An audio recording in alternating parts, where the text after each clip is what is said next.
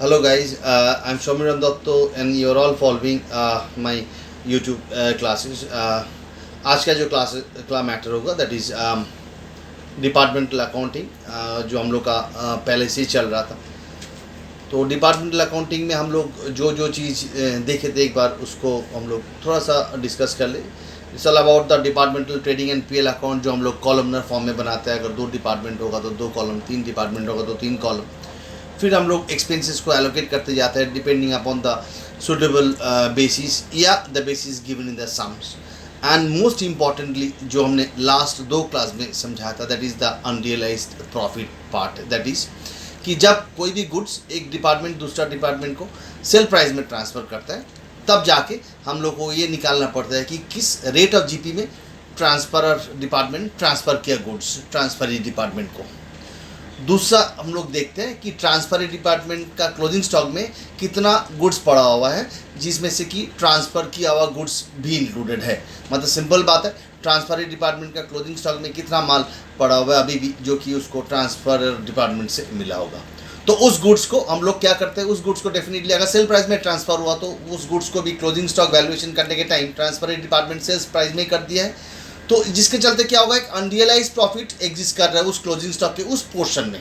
Closing stock का transfer department का closing stock का उस हिस्सा में एक अनरियलाइज्ड प्रॉफिट एग्जिस्ट कर रहा है जिसको निकालने के लिए हम लोग को क्या करना पड़ेगा, एक वर्किंग बनाना पड़ेगा to find out the unrealised profit and that is to be adjusted in the general PL account. Normally जब हम लोग डिपार्टमेंटल नेट प्रॉफिट आ जाता है उसको हम लोग जनरल पीएल में ट्रांसफर करते हुए क्लोजिंग स्टॉक के ऊपर जो अनरियलाइज्ड प्रॉफिट है जिसके चलते प्रॉफिट बढ़ा हुआ है घटाने के लिए डेबिट साइड में करना पड़ेगा। और काफ़ी समय हम लोग ओपनिंग स्टॉक में भी देखा है तो फिर ओपनिंग स्टॉक के लिए बाई करना पड़ेगा। So this is a gist of unrealise profit जिसमें हम लोग 2 चीज़ देखा था, 2 एस्पेक्ट। एक रेट ऑफ जीपी निकालना होगा जिस डिपार्टमेंट ट्रांसफर कर रहा है उसका, और दूसरा जिस डिपार्टमेंट में ट्रांसफर हो रहा है उसका क्लोजिंग स्टॉक में कितना माल पड़ा हुआ है ये निकालना पड़ेगा। आज हम लोग जो सम डिस्कस करेंगे this is one of the very important sum, again is based on the unrealise profit itself. इधर भी हम लोग क्या देखेंगे कि नॉर्मल सेलिंग प्राइस में हम लोग अभी तक क्या जो भी सम देखा जिसमें क्या देखा कि ट्रांसफर होते हुए नॉर्मल सेलिंग प्राइस में। बट इधर क्या हो रहा है, नॉर्मल सेलिंग प्राइस में ट्रांसफर नहीं हो रहा है, नॉर्मल सेलिंग प्राइस से 10% नीचे में ट्रांसफर हो रहे गुड्स। तो इधर जब सम देखोगे सम नंबर 19 को, सम नंबर 19 में देखोगे कि 1,35,000 का गुड्स डिपार्टमेंट 1 से डिपार्टमेंट 3 में जा रहे हैं। डिपार्टमेंट 2 इज इधर 3 डिपार्टमेंट है तो department 2 is unaffected with this transfer because there is no transfer related any matter in department 2. So department 2 को हम लोग इस कैलकुलेशन के बाहर ही रखेंगे। डिपार्टमेंट 1 ट्रांसफर कर रहे हैं डिपार्टमेंट 3 को एट 1,35,000 और ये प्राइस जो है ये 10% बिलो नॉर्मल सेलिंग प्राइस। तो हम लोग दैट मीन्स ये 90% है। सिंपल बात है, अगर 10% बिलो नॉर्मल सेलिंग प्राइस है मतलब ये 1,35,000 is 90% of the actual selling price. तो क्या करना होगा, इस 1,35,000 को एक्चुअल नॉर्मल सेलिंग प्राइस में लेके जाना होगा और लेके आने के बाद हम लोग को देखना पड़ेगा कि क्या प्रॉफिट अर्न कर रहा था डिपार्टमेंट 1 अगर डिपार्टमेंट 1 नॉर्मल सेलिंग प्राइस में ट्रांसफर किया होता तो। क्योंकि ये समय ऐसे नहीं हो रही, ये समय क्या हो रहा है, department 1 is transferring goods at 10% below the normal selling price. But हम लोग ये एज्यूम करेंगे if this transfer is made at normal selling price then what would be the actual GP earn by department 1। उसके basis पे हम लोग को rate of GP निकालना पड़ेगा। उसके बाद हम लोग को explanation I have to show this thing in my copy, otherwise you will not be able to understand. So ये सम एक इंपॉर्टेंट चमकदार सम है जहां पर हम लोग क्या देखेंगे, ट्रांसफर हो रहा है सेलिंग प्राइस में एग्जैक्टली नहीं, सेलिंग प्राइस से 10% नीचे में ट्रांसफर हो रहा है। बाकी हम लोग देखेंगे सोल्यूशन में। Sum number 19 on the screen देखिए, the B limited has 3 operating departments. 3 department है, 1 2 3 दिख रहा है सामने से। तीनों डिपार्टमेंट का सेल्स दिया हुआ है, परचेजेस दिया हुआ है, ओपनिंग स्टॉक दिया हुआ है। मैंने स्ट्रेंजली वही बताया था कि ट्रांसफ़र देखिए दिया हुआ है, ट्रांसफ़र टू डिपार्टमेंट 3 1,35,000 का गुड्स डिपार्टमेंट 1 डिपार्टमेंट 3 को ट्रांसफ़र कर रहा है। 1,35,000 का गुड्स क्लोजिंग स्टॉक अलग से दिया हुआ है। There are certain expenses which is been given in unallocated form जिसको एलोकेट करने के लिए नीचे दिया हुआ है। इन्फॉर्मेशन देखिए, फिक्स्ड एसेट्स इंस्टॉल का रेशियो दिया हुआ है जिसके बेसिस पे डिप्रिसिएशन एलोकेट होगा। कैपिटल एम्प्लॉयड दिया हुआ है जिसके बेसिस पे हम लोग इंटरेस्ट ऑन कैपिटल को एलोकेट करेंगे और एडमिनिस्ट्रेटिव एक्सपेंस को एलोकेट करने के लिए रेशियो डायरेक्टली दिया हुआ है। और selling expense as usual we know in the on the basis of sales उसको हम लोग सेलिंग एक्सपेंस को एलोकेट करते हैं। So there are 4 unallocated expenses जिसका बेसिस हम लोग देख लिया, selling expenses on sales ratio, depreciation on the fixed asset installed ratio, administrative expenses directly given 4:3:3, as well interest on capital on the capital employed ratio. तो this are the thing. पहले हम लोग एक trading account and PL account, departmental PL account बना के रखते हैं. उसके बाद हम लोग अनरियलाइज प्रॉफिट के बारे में डेफिनेटली चर्चा करेंगे. But let me show you first the departmental trading and PL account, how it stands. So this is departmental trading and PL account, as simple as that. जितना भी है उतना हमने दिखाते गए आप लोगों को, देखते जाइए आप लोग. एक सिर्फ ट्रांसफ़र का मैटर है जो हमने इधर लिखा. ओरिजिनल प्राइस में लिखना पड़ेगा. Whatever is been done in the sums, we are not suppose to go through those matter. इधर हम लोग को जो करना होगा that is trading and PL account. जब भी हम लोग कैलकुलेशन फी मतलब कैलकुलेशन के पर्पज़ के लिए ट्रेडिंग पीएल बनाएंगे तो फिर ओरिजिनल ट्रांसफ़र प्राइस लेना पड़ेगा. इधर 1,35,000 का ट्रांसफ़र हो रहा है. डिपार्टमेंट 1 डिपार्टमेंट 3 को ट्रांसफ़र कर रहे हैं. तो डिपार्टमेंट 1 के लिए ये सेल्स हो गया, डिपार्टमेंट 3 के लिए ये परचेज हो गया. एज यूजुअल जैसे हम लोग ट्रांसफ़र के बारे में चर्चा किया था इस क्लास के पहले भी हम लोग काफ़ी चर्चा कर चुके हैं इस ट्रांसफ़र के बारे में. तो transfer nothing, it means whoever is transferring the goods considered to be a sales and whoever is receiving these transferred goods is considered to be a purchase. तो उस हिसाब से मैंने लिख दिया. डिपार्टमेंट 3 रिसीव कर रहे हैं तो उसका परचेज, डिपार्टमेंट 1 ट्रांसफ़र कर रहे हैं तो उसका सेल्स. करने के बाद ग्रॉस प्रॉफिट आ गया. एक बार just watch and write down the solution in your copy, or else you can do one thing, you can pause the video and you can do of your own the sum, the solution, and then you can check it out from my solution. That is the best way out, boss. The best way out is pause the video over here and then do of your own the sum and then check it out from my solutions. Then it will be much better for you.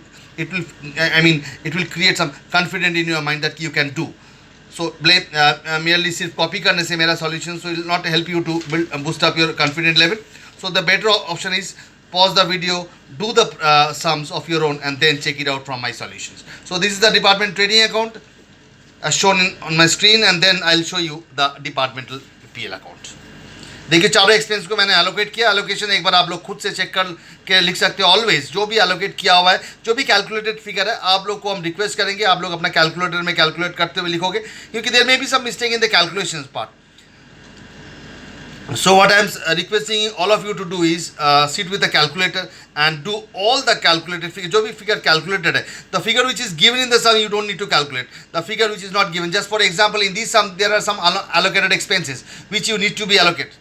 And then मैंने allocate किया है selling expense को on the basis of sales, depreciation on the basis of fixed assets installed, administrative expenses on the basis of administrative expenses, and interest on capital on the basis of capital employed. तो ये जो मैंने allocate किया ये आप लोग भी एक बार करके देख सकते हो कि whether this calculations are right और wrong, and there after you will be determine the ultimate result will be the net profit which came over here. Just check it out.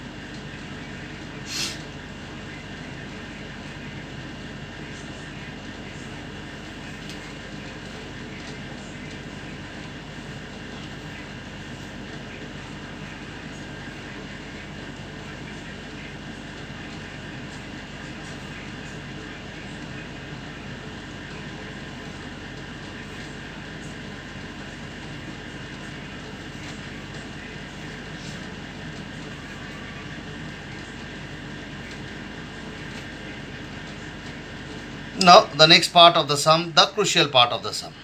Now working part मैंने शुरू किया. Just watch what I've done, and ये working part ना आप लोगों को खुद को लिख लेना पड़ेगा. पहले देख के आप लोग लिख लीजिएगा, उसके बाद ये समझ में आएगा. वर्किंग में फर्स्ट पार्ट जो मैंने डिस्कस किया, department 1 transfer goods to department 3 at normal selling price less 10%। मैंने यही डिस्कस किया था जब हम स्पीच दिया था इस सम के बारे में, इंट्रोडक्टरी जब स्पीच दिया था मैंने जस्ट क्लास शुरू होने के पहले, तो यही मैंने चर्चा किया था कि डिपार्टमेंट 1 इधर ट्रांसफर तो कर रहा है डिपार्टमेंट 3 को, but not normal selling price. Normal selling price से 10% नीचे में ये is been given in the sum. ये जो पार्ट है, this part is been given in the sum. ये पार्ट हमने नहीं बताया, ये पार्ट सम में दिया हुआ है कि नॉर्मल सेलिंग प्राइस से 10% नीचे में ट्रांसफर कर रहा है। So that means the figure of transfer is 1,35,000, that is 10% below normal selling price. That is, it is 90% of the normal selling price. Yes or no, boss? अगर ये है कि नॉर्मल सेलिंग प्राइस से 10% नीचे में ट्रांसफर हो रहा है, that means the figure of the transfer is 1,35,000 is 10% below normal selling price. मतलब ये जो 1,35,000 है ये 10% बिलो नॉर्मल सेलिंग प्राइस है, which means this 1,35,000 is 90% of the normal selling price. Simple बात है, अगर ये 10% नीचे है नॉर्मल सेलिंग प्राइस से तो ये कितना परसेंट हो गया? 90% of the normal selling price. Thus, normal selling price will be 1,35,000 into 100 by 90, that comes to 1,50,000. यहाँ पर बहुत ही क्रूशियल हम लोग टर्न आउट कर लिया सम में कि हम लोग क्या देखा कि 1,35,000 जो है that is normal selling price less 10% value में ट्रांसफर किया गया। That means this 1,35,000 is 90% of the normal selling price, which means the normal selling price will be 1,35,000 into 100 by 90, that comes to 1,50,000। So अब देखिए ध्यान से थोड़ा back calculation करके देख लीजिए। 1,50,000 is the normal selling price, इसमें से 10% काट लीजिए। कितना? 10%, 1,50,000 का 10% होता है 15,000।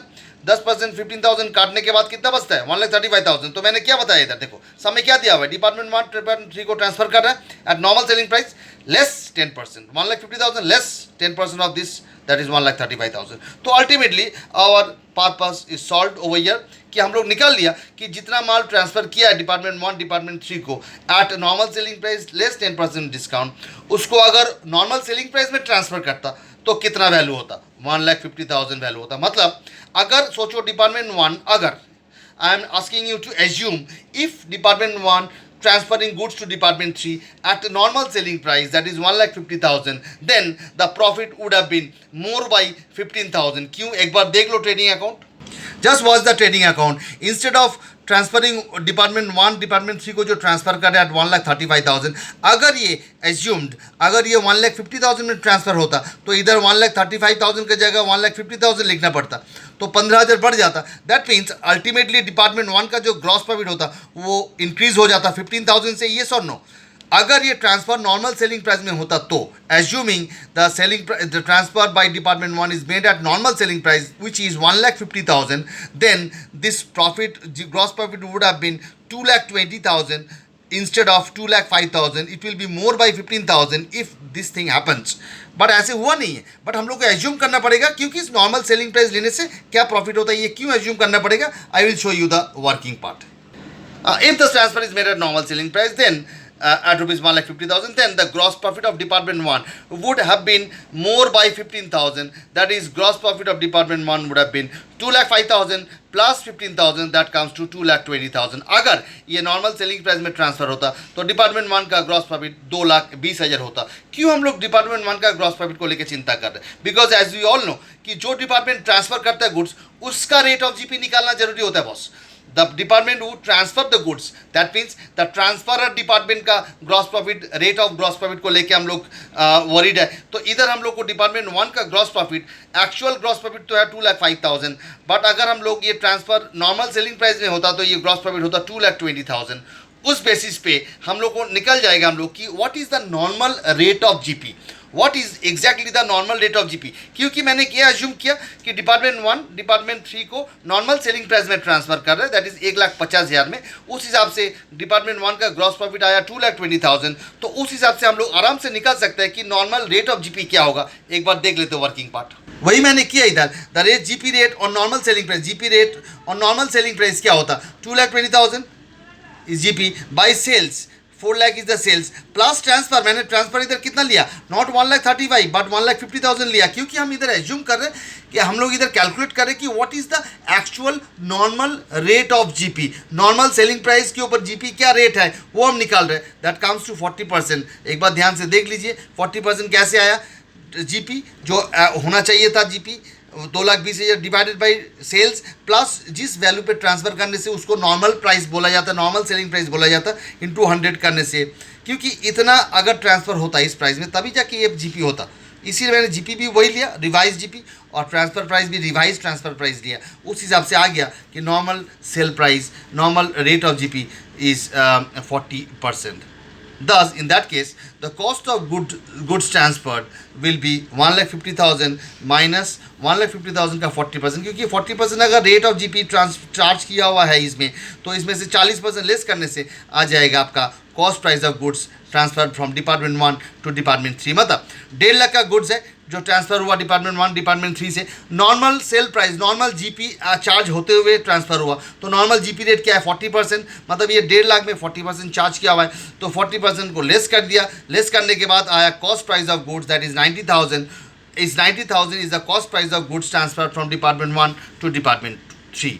अब सवाल ये उठता है कि ट्रांसफ़र किस प्राइस में हुआ है, क्या इस प्राइस में हुआ कि 1,35,000 में हुआ? नहीं बॉस, 1,35,000 में ट्रांसफ़र हुआ, तो इतना कॉस्ट प्राइस का goods, thus cost price of goods 90,000 has been transferred at rupees 1,35,000, thus making a profit of 45,000। मतलब 90,000 का कॉस्ट प्राइस का गुड्स 1,35,000 में ट्रांसफ़र हुआ और प्रॉफिट हुआ 45,000। तो एक बात ध्यान से देख लीजिए कि कैसे मैंने ये पार्ट को कैलकुलेट किया, कैसे हम एक एक करके डिराइव करते आया कि ये 1,35,000 में ट्रांसफ़र हुआ। इस what is the rate, because we need to know the rate of GP. Boss we know that the very first point is department 1 कितना रेट ऑफ जीपी में ट्रांसफ़र कर रहा है, हम लोग को मालूम नहीं है, इसीलिए हम लोग ये निकाल रहे हैं कि 1,35,000 कितना रेट ऑफ जीपी के ऊपर है। तो ये निकालने के लिए हमको कॉस्ट प्राइस निकालना पड़ा कि कितना रुपया का कॉस्ट प्राइस का गुड्स डिपार्टमेंट 1 डिपार्टमेंट 3 को ट्रांसफ़र किया, और उसके बाद कितना प्राइस में ट्रांसफ़र हुआ, the difference is the profit, then the rate of original GP. The rate of original GP will be 45 by 1,35,000 into 100, that comes to 33 1/3%।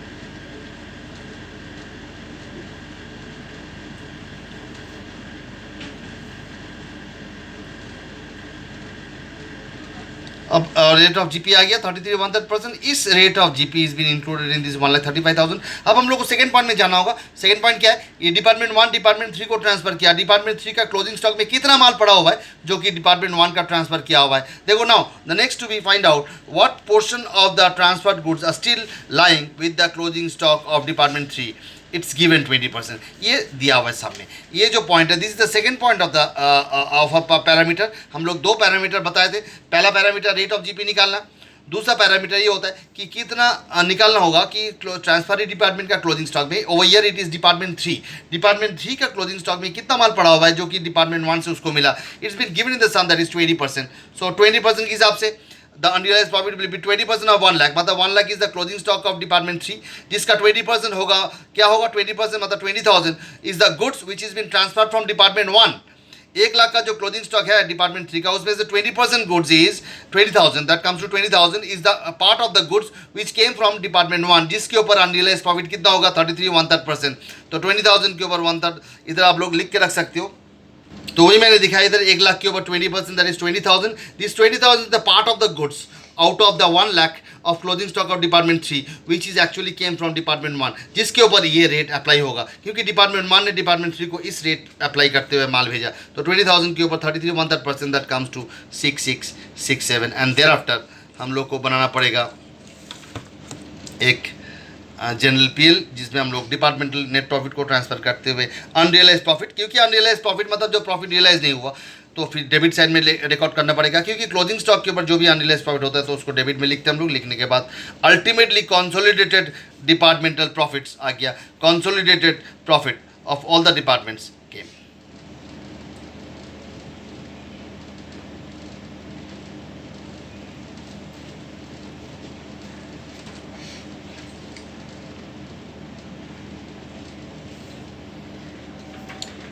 सो एक बार वर्किंग पार्ट को शुरू से देख ले कि क्या क्या हम लोग वर्किंग किया, उस वर्किंग को फॉलो करते जाइए एक बार आराम से।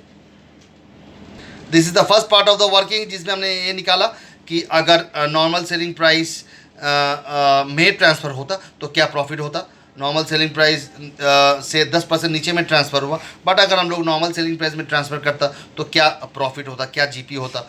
उस हिसाब से हम लोग नेक्स्ट स्टेप में निकालेंगे कि what will be the actual normal GP rate अगर नॉर्मल सेल प्राइस में ट्रांसफ़र होता तो।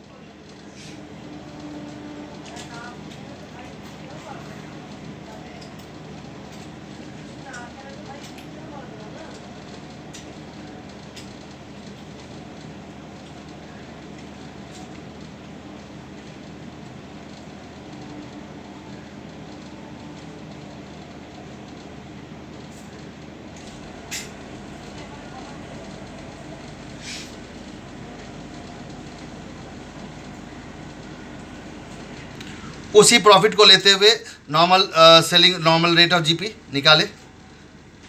नॉर्मल रेट ऑफ जीपी निकालने के बाद what I have done is हमने निकाल लिया कि कॉस्ट प्राइस क्या होता। अगर 1.5 लाख में से नॉर्मल जीपी रेट निकाल दिया तो फिर कॉस्ट प्राइस आ जाएगा कि कितना कॉस्ट प्राइस का गुड्स ट्रांसफ़र किया और कितना में ट्रांसफ़र किया।